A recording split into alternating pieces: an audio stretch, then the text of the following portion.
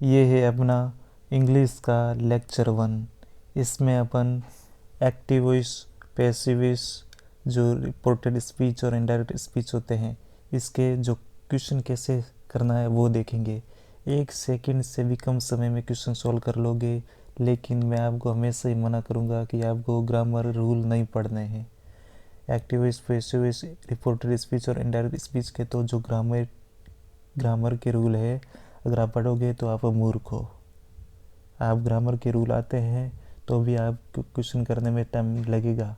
अगर नहीं आता है, जैसा मैं बताता हूँ वैसा करोगे तो आप हमेशा ही क्वेश्चन को करेक्ट करोगे और बहुत ही कम समय में करेक्ट करोगे। ट्रिक सीखनी है हमें। आओ इसमें सिखाता हूँ ट्रिक कैसे होती है। अब देखो ये सवाल है, ठीक है। क्वेश्चन आपको पढ़ना ही नहीं है, सीधा आप यहाँ देखना है, ठीक है। यहाँ है, ये सेज है, यानी कि करंट प्रेजेंट टेंस है। प्रेजेंट टेंस का तो हमेशा प्रेजेंट रहता है, तो सेज का सेज ही रहेगा। तो यहाँ पर सेड है, काटो, ऑप्शन हो ही नहीं सकता। यहाँ सेड है, काटो, ऑप्शन हो ही नहीं सकता। यहाँ पर से है, यहाँ पर से है, ठीक है। अब देखो यहाँ पर सेज है, तो ये जो वर्ब, ये जो हेल्पिंग वर्ब है, ये भी सेम ही रहेगी। यहाँ पर देखो हेड हो गई है, ये भी ऑप्शन पहले ही वैसे कट गया। नहीं, ये नहीं कटा था, ये दोनों कट गए थे। अब देखो हैज़ का हैज़ ही रहेगा, इसमें हेड हो गया है चेंज, तो ऑप्शन ऑटोमेटिकली डी। समझ में आ रहा है मैं क्या कह रहा हूँ? मैं कहना चाह रहा हूँ कि आपको रूल नहीं ध्यान रखने हैं, और जिनको रूल पता है या जिनको इंग्लिश आती है उनको भी ये इसी तरीके से करना है। चीज़ें यहाँ देखनी है और यहाँ पर देखनी है, बाकी ऑप्शन काटने हैं। अगर पढ़ोगे, ये वाला पढ़ोगे, टाइम जाएगा, ये पढ़ोगे टाइम जाएगा, ये पढ़ोगे टाइम जाएगा, ये पढ़ोगे टाइम जाएगा। इस क्वेश्चन को पढ़ने में भी टाइम जाएगा, जबकि आपको करना क्या है, 2 सेकंड में आंसर हो जाएगा। और एग्जाम्पल देखो, सारे क्वेश्चन ऐसे ही होंगे। अब ये क्वेश्चन देखो, सेम वैसे ही करना है। मैंने बोला ना, सीधा यहाँ देखो, सेड है, सेड का सेड ही रहेगा, तो इसमें सब में सेड है। अगर आप ये यहाँ तक पढ़ते इन सबको तो ये टाइम जाता, ये टाइम खर्च होता है आपका, ठीक है। तो देखो क्या चेंज नहीं हो सकता है। Let no student be issued a book till next week.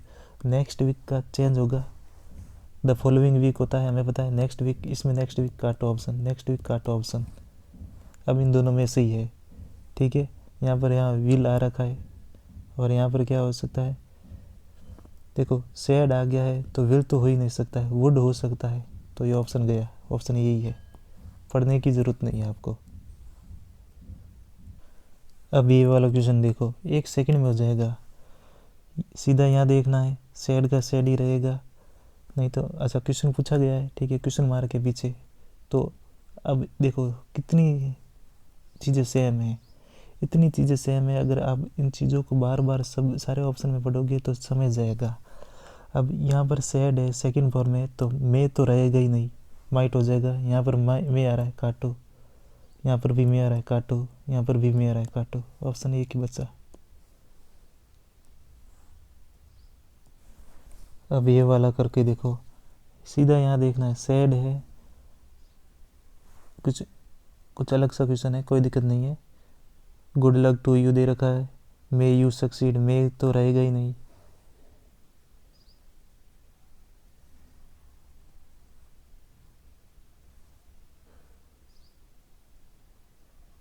यहाँ पर मे है, ये पर मे है, दोनों गए ऑप्शन।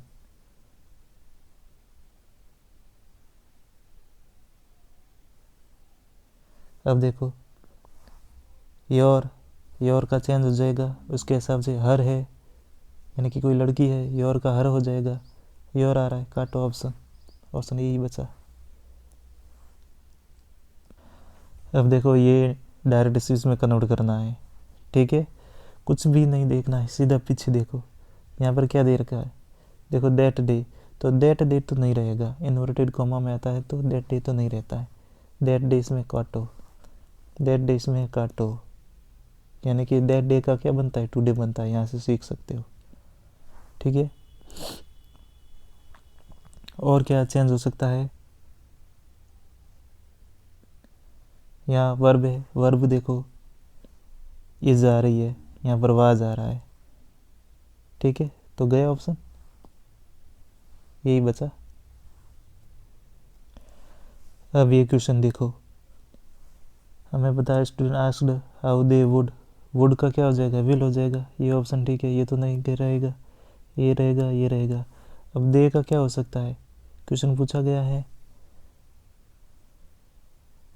ठीक है, क्वेश्चन पूछा गया है। देखो ये वाली चीज़ें देखो सब कॉमन है, अब इसको बार बार पढ़ोगे तो आपको ही नुकसान होगा, ठीक है। हाउ, अब दे है, दे का क्या हो सकता है, भी हो सकता है, तो ऑप्शन दे, ये गया, ये गया, ये बचा ऑप्शन 4 नंबर। ऐसे ही करना है, ऐसे ही पैसिव में भी ऐसे ही करना है। कौन सी चीज़ चेंज होती है उस पर सीधा अटैक करो और क्वेश्चन करो, बहुत ही ज़्यादा कम टाइम लगेगा। और जो एसएससी सीजीएल की तैयारी करते हैं उसके मेंस में तो ऐसे बहुत सारे क्वेश्चन आते हैं, और अगर ऐसे इसमें टाइम लगा दिया तो फिर वो तो गया उसका। हमें टाइम बचाना है, डीआरडीओ में टाइम बचाना है, एसएससी सीजीएल सीएचएसएल इन सब में टाइम बचाना है। यहाँ टाइम बचेगा तो दूसरे सेक्शन के अपन क्वेश्चन कर पाएंगे, फ़ायदा यहाँ है। इसलिए ट्रिक सीखनी ज़रूरी है, आता सबको है।